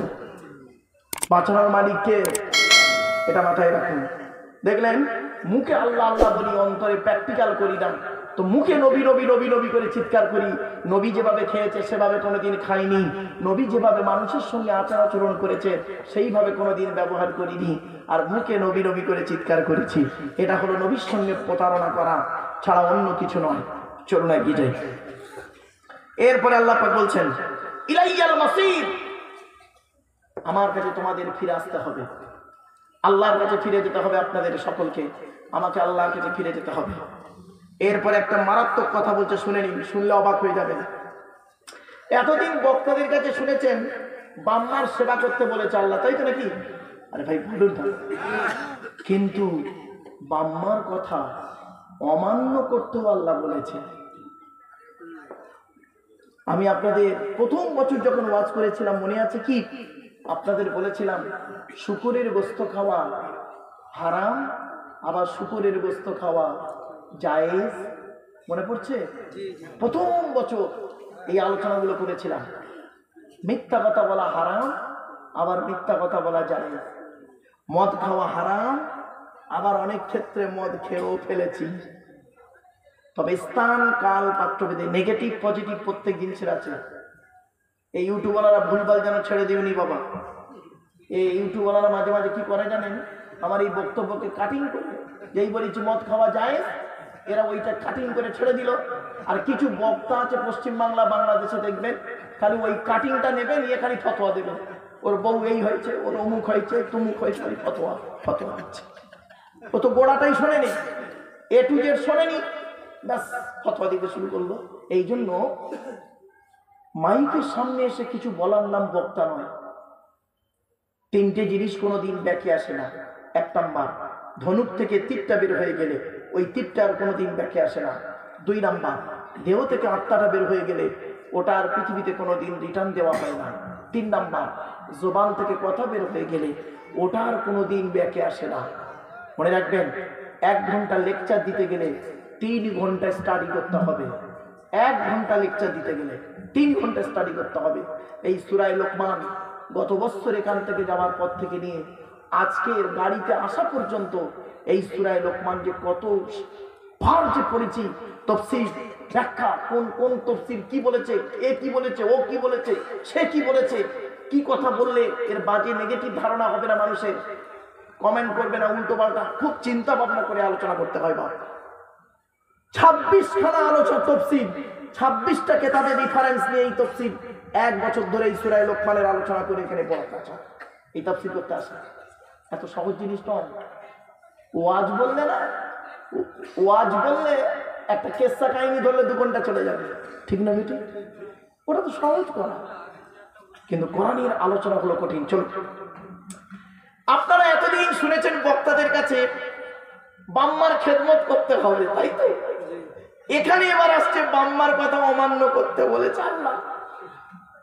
বাম্মার কথা মানা যাবে না। কখন মানা যাবে না?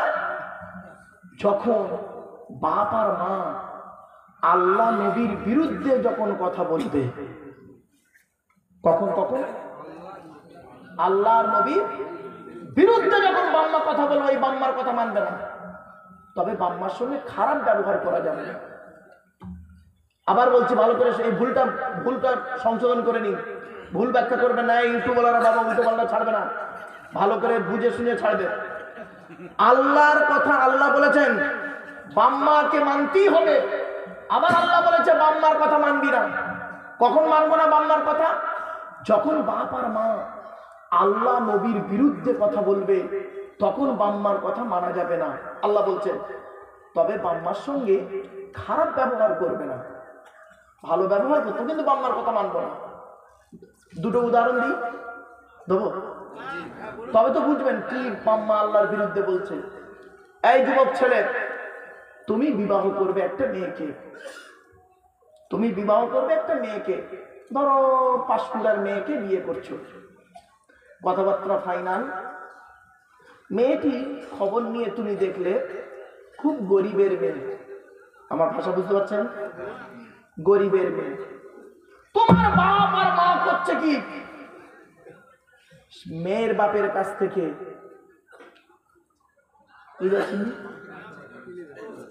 এমনি বে করবি, তুই চাকরি করিস, তুই চাকরি করিস, চাকরিওয়ালা ছেলের দাম নেই, আম্মা গাড়ি না দিলে হয়, 5 ভরি সোনা না দিলে হয়, 5 লাখ টাকা না দিলে হয়, এই ঘরটা এখন পড়ে আছে পাথর বসানে, বল। উকিলের মাধ্যমে ঘুরিয়ে বলে দিল এই এই দাবি, ডাইরেক্ট নয় ইনডাইরেক্ট বলে দিল দাবি। এখন আপনি করছেন কি, এটা হারাম। শুনে নিন, আমি একটা তাফসির লিখছি, আমার লেখা তাফসিরের নাম হলো তাফসিরে আবু বকর সিদ্দিক। যেদিন আমার লেখা তাফসির এখানে আসবে বাপ, সেদিন আমি হয়তো পৃথিবীতে থাকবো না, অন্ধকার নীরব নগরে চলে যাব। আমার লেখা তাফসিরের মধ্যে এইগুলো পাবেন, আমি বলে যাচ্ছি বাপ, যদি বেঁচে থাকি আমি এগুলো লিখে তুলে যাচ্ছি। অনেক সময় মানুষ করে কি দেখবেন, ছেলে পণ নিতে চায় না, ছেলে পণ নিতে চায় না, বাপ আর মা প্রেশার দিয়ে জোর করিয়ে ছেলেকে বৌমার প্রতি অত্যাচার করায়। আরো যদি ছেলে বাপ আর মায়ের মতের বিরুদ্ধে বিয়ে করে, ধরুন ছেলে, একটা ছেলের বয়স 25 বছর, ছেলে একটা মেয়েকে পছন্দ করেছে, এখনকার যুগ, বাপ আর মা ধরে রেখেছে ও শালির মেয়েকে বৌমা করবে, জাস্ট উদাহরণ। বাস, ছেলে দেখাশোনা হচ্ছে ফাইনাল, ছেলে বলছে আমি এখন বিয়ে করব না। কি করে এড়ানো যায়, বিয়ে করব না। এবারে মা বলছে কেন রে বাবা বিয়ে করবি না? তা বলছে ওই অমুক জায়গায় একটা মেয়ে আছে, দেখো না ভালো মেয়ে, তো তোমরা উল্টো পাল্টা মেয়ে দেখছো কেন? তুমি মা, তুমি বাপ, তোমার এই জ্ঞানটা হলো না? ছেলে ওই মেয়েটার নামটা কেন বললো, নিশ্চয়ই ওর মধ্যে কিছু ব্যাপার আছে, তুমি সেটা না দেখে কি করলে, জেদের ওপরে করলে কি, যে আমি যে মেয়েকে দিচ্ছি ওই মেয়েকে বউ করতেই হবে তোকে, বলে প্রেশার করলে। এবার ছেলে প্রেশার করলো, এই করতে করতে জেদাজেদিতে ছেলে বাপের চাপে পড়ে, মায়ের চাপে পড়ে বিয়ে করলো। বন্ধু শুনে নিন, বিয়ে করলো, করার পরে করলো কি, ছেলে যে মেয়েকে বিয়ে করলো সেই মেয়েকে সংসার করে না, আর যে মেয়েটাকে ভালোবাসে, 4 বছর ধরে প্রেম করেছে, তাকে চিড়িয়াখানায় নিয়ে ঘুরতেছে। আর তোমার মেয়েটা যে বউটা করেছো, তুমি বৌমা করে এনেছো, তোমার মানে ওই মেয়ের বাপের দেওয়া খাটে চোখের পানি ফেলছে। খবরদার, খুব সাবধান। ছেলেকে বিয়ে দিতে গেলে, মেয়েকে বিবাহ দিতে গেলে, এই বর্তমান যুগের কথা বলতে তাকে জিজ্ঞাসা করবেন, অন্য অ্যাঙ্গেল থেকে জিজ্ঞাসা করবেন, ও অন্য চয়েস করে কিনা। বাপের আমি বাস্তব কথা বলছি, কলেজ ইউনিভার্সিটির ছেলে মেয়ে পড়াই তো, বাস্তব জীবনে কিছু অভিজ্ঞতা আছে, তাই বলছি। গলায় দড়ি দিচ্ছে, এই গতকালকের ঘটনা, গলায় দড়ি দিয়েছে, সুইসাইড করেছে মেয়েটা সুইসাইড করেছে। বাপ বিয়ে দেবে না ওই ছেলের সঙ্গে, সুইসাইড করলো, কি হলো, চলে গেল। খবরদার, এই আধুনিক বিজ্ঞান, এই পুরো মানুষটাকে জিজ্ঞাসা করো, এই লোকটাকে জিজ্ঞাসা করো, এনাদের বাপ যেটা ধরে দিচ্ছে ওইটাকেই নিয়ে পড়ে আছে, ঠিক না? ও হাসি গেল, এই বুড়োদের জিজ্ঞাসা করো, যেটাই ধরে দিয়েছে ওইটাই মেয়ে। আবার অনেক বুড়ো আছে বউ দেখেনি, বাস্তব কথা। আব্বা বলেছে তোর কালকের বিয়ে, সেই বউ নেই হয়েছে, আগের হয়েছে। আর আমার দাদুরাই, আপনারা অনেকে বয়স্ক লোক জিজ্ঞেস করুন, বাপ যেটা ধরে দিয়েছে। এখন যুগ পাল্টে গেছে গো বাপ, এখন যুগটা হয়ে গেছে কি, নিজের মতো চয়েস। এখনকার মেয়ে আগেকার মেয়ে অনেক পার্থক্য। এই জন্য বলছি যুবক, তুমি 4 জনকে খুশি করলে জান্নাতি। 1 নাম্বার, তুমি তোমার রব আল্লাহকে খুশি করো। 2 নাম্বার, তুমি তোমার নবীকে খুশি করো। 3 নাম্বার, তুমি তোমার জন্মদাতা বাপকে খুশি করো। 4 নাম্বার, তুমি তোমার মাকে খুশি করো। তুমি জান্নাতি, জান্নাতি, জান্নাতি। একজন মেয়ে ছেলে 3 জনকে খুশি করলে জান্নাতি, 3 জনকে খুশি করলে জান্নাতি। মেয়ে ছেলে, মা বোনেরা শুনে নিন, 1 নাম্বার, তুমি তোমার রব আল্লাহকে খুশি করো। 2 নাম্বার মহিলা, তুমি তোমার নবীকে খুশি করো। নবী যেভাবে জীবনযাপন করতে বলেছে সেইভাবে জীবনযাপন করো। 3 নাম্বার বোন, অনুরোধ করে বলে যাচ্ছি, তুমি তোমার স্বামীকে খুশি করো, স্বামীকে খুশি করো। স্বামীর সঙ্গে কোনোদিন কর্কশ ভাষায় কথা বলবে না। অনেক মেয়ে ছেলে আছে দেখবেন, সাদা চামড়া আছে, গায়ের চামড়াতে একটু সাদা, মানে দেখতে একটু সুন্দরী, দেখবেন স্বামীকে পাত্তাই দেয় না, পাত্তাই দেয় না। স্বামীর সঙ্গে যখন কথা বলে কর্কশ ভাষায় কথা বলে, আর অন্য লোকের সঙ্গে কথা বললে, তোমার গলাটা খুব মিষ্টি না, মিষ্টি, মিষ্টি কি তুই তো বুঝতে পারবে কবরে ঢোকে। শুনে নাও, আল্লাহর নবী বলেছেন ওই মেয়ে ছেলে হলো জাহান্নামী, ওই মেয়ে ছেলে জাহান্নামী যে মেয়ে ছেলে স্বামী ছাড়া অন্যের সঙ্গে নরম ভাষায় কথা বলে। এই মেয়ে ছেলেরা এটা স্বামীর সঙ্গে ভালোবাসা দিয়ে নিচু ভাষায় কথা বলে না, নম্র ভাষায় কথা বলে না। অন্যের সঙ্গে কথা বললে তখন মিষ্টি ভাষায় কথা বলে, আর স্বামীর সঙ্গে যখন কথা বলে তখন কর্কশ ভাষায় কথা বলে। এরা দেখতে পারেনি, ওরা দেখতে পারেনি, আমি মানুষ নাকি সারাদিন থাকবো। বাপরে বাপ, কি টেম্পারেচার! খবরদার নয়, মা বোনদের বলে যাচ্ছি, এ কাজ কোনোদিন করবেন না। এখন থেকে পরিবর্তন হন। বাপ আর মায়ের কথা কখন মানবেন না? যখন বাম্মা আল্লাহ নবীর বিরুদ্ধে কথা বলবে তখন বাম্মার কথা মানবে না, তবে বাম্মার সঙ্গে খারাপ ব্যবহার করতে পারবে না। বাপ আর মায়ের সঙ্গে ভালো ব্যবহার করবে। পৃথিবীতে যতদিন তারা বাঁচবে, ওটাই কোরআন বলছে।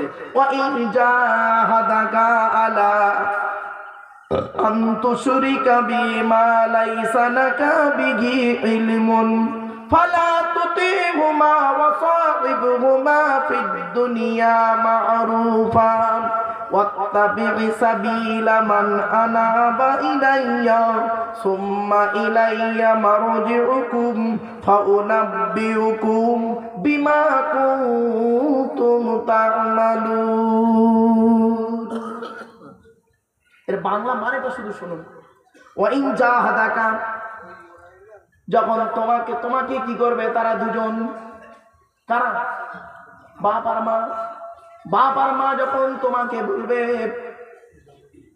আল্লাহর সঙ্গে শরীক করো, বা এমন কোন জিনিস যার জ্ঞান তোমার নেই, পাপ কাজে লিপ্ত করার জন্য তোমার বাপ তোমাকে প্রেসার দিচ্ছে, তোমার মা তোমাকে প্রেসার দিচ্ছে, পাপ কাজে লিপ্ত হয়ে যাবে তুমি দেখতে পাচ্ছ এই কাজটা করলে আমার গুনাহ হবে, তোমার জ্ঞান বিবেক বুদ্ধি আছে, তুমি দেখতে পাচ্ছ এই কাজ করলে আমার পাপ হবে, কিন্তু তোমার বাম্মা অর্ডার করছে তুমি ওই পাপ কাজ করো।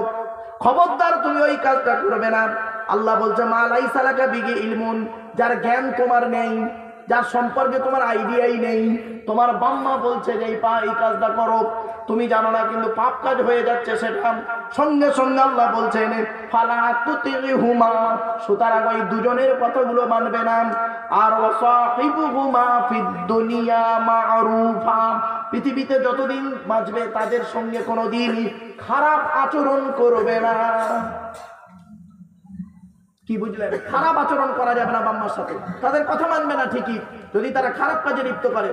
খবরদার, খারাপ কাজে যদি বাম্মা লিপ্ত করে, আল্লাহ নবীর বিরুদ্ধে কোনো কথা বলে, আল্লাহ নবী যে খুশি, যে কাজে খুশি নয়, আল্লাহ নবী নারাজ করেছে, হারাম কাজে যদি তোমার বাম্মা তোমাকে প্রেশার ক্রিয়েট করে, তুমি বাম্মার কথা মানবে না।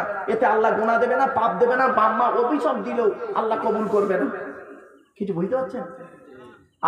আল্লাহ নবী বলেছেন বাম্মার দোয়া আল্লাহ কবুল করে, শব্দ আল্লাহ কবুল করে না। বাম্মার শব্দ আল্লাহ কবুল করে না।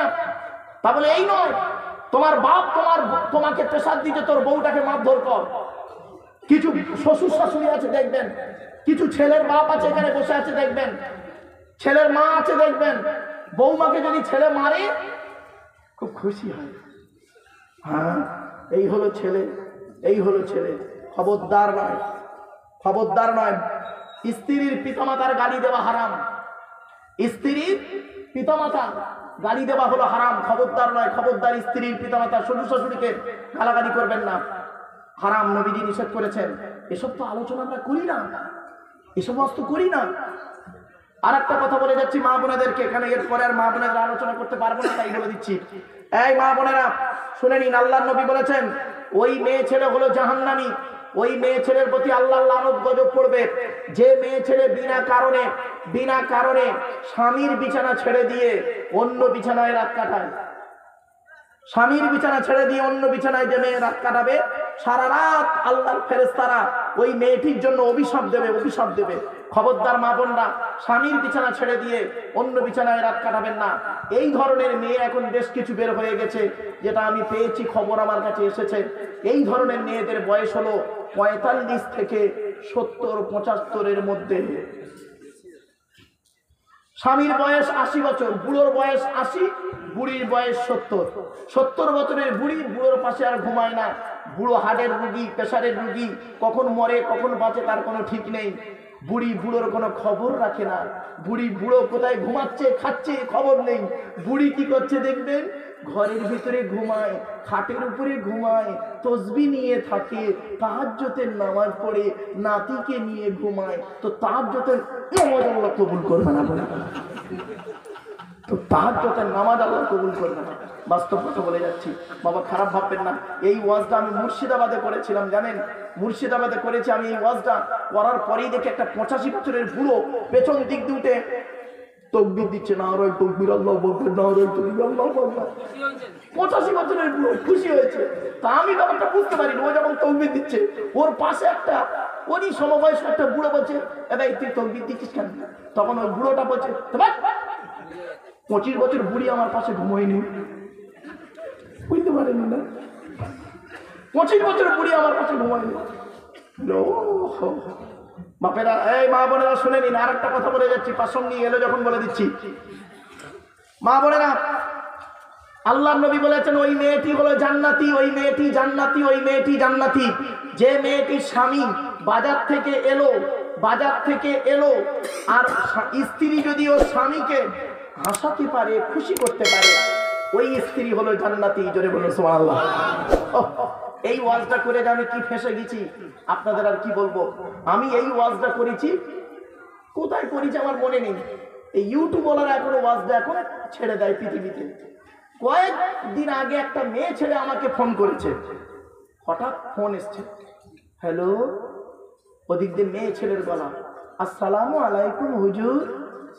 ওয়ালাইকুম সালাম। কে বলছো মা? কি বলছে জানেন, হুজুর আমি আপনার অন্ধ ভক্ত। তা আমি বললাম আলহামদুলিল্লাহ। বলছে হুজুর আপনার ওয়াজ শুনে আমি আমল করতে গিয়ে